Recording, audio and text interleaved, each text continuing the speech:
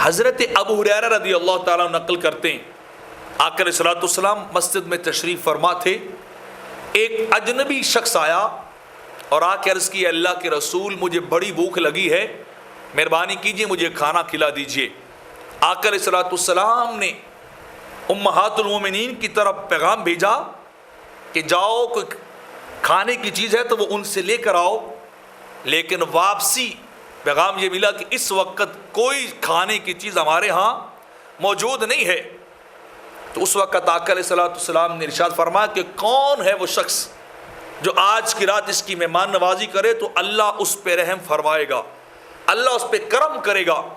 تو ایک شخص انصاری شخص کھڑا ہوا اور عرض کی حضور آپ مجھے اجازت دیں کہ میں اس شخص کو اپنے گھر لے جاؤں، اسے کھانا کھلاؤں اور آج کی رات اس کی مہمان نوازی کروں۔ اور حقیقت حال یہ تھی کہ اس انصاری کے گھر میں صرف اس کی بچی کے لیے تھوڑا سا کھانا تھا، اپنے لیے اور اپنی بیوی کے لیے بھی کچھ نہیں تھا۔ تو وہ گھر میں گیا، اس نے بیوی سے کہا کہ مہمان آیا ہے کھانا لاؤ، تو بیوی نے کہا وہ تو صرف بچی کے لیے اور کسی کے لیے بھی نہیں ہے۔ اس نے کہا تم یوں کرو، بچی کو چپ کر کے سلا دو اور دیا بند کر دو اور اس شخص کے سامنے کھانا رکھو، جب یہ کھانے لگے تو ہم بھی یوں محسوس کروائیں گے کہ جیسے ہم بھی ہاتھ آگے بڑھا کے کھانا لے رہے ہیں اور کھا رہے ہیں، تاکہ اس مہمان کا دل نہ ٹوٹے، یہ مہمان پریشان نہ ہو۔ تو انہوں نے ایسے ہی کیا، دیا بند کیا، کھانا آگے رکھا تو مہمان نے کھایا۔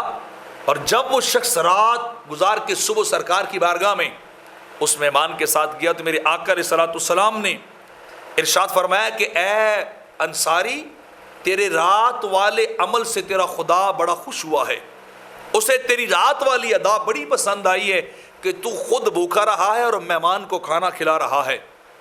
مہمان کو تو نے پیٹ بھر کے کھانا کھلایا ہے، اور تیری اس بات پہ اللہ بڑا ہنسا بھی ہے، مسکرایا بھی ہے، اور اس نے یہ آیا کریمہ اتاری وَيُسِرُونَ عَلَىٰ أَنفُسِهِمْ لَوْ كَانَ بِهِمْ خَصَاصَةٌ۔ مومن وہ ہیں جو اپنی ضروریات ہونے کے باوجود اپنے آپ پہ دوسروں کو ترجیح دیتے ہیں۔ وَمَن يُوقَ شُحَّ نَفْسِهِ فَأُولَٰئِكَ هُمُ الْمُفْلِحُونَ، فرمایا جو نفس کی کنجوسی سے بچایا گیا وہی کامیاب ہو گیا۔